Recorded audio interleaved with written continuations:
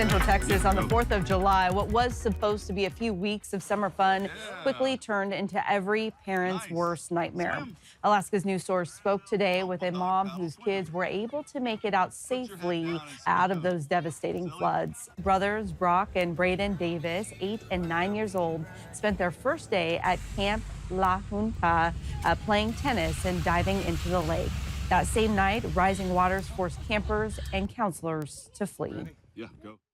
Because I'm just not sure that these boys would have survived without those quick thinking counselors who are really just kids themselves.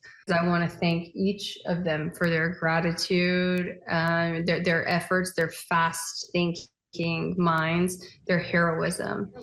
It's just unimaginable. Yeah, those teenagers and young adults really coming to save so many kids. NBC News now reports that the death toll is at 110. More than 150 people are still missing.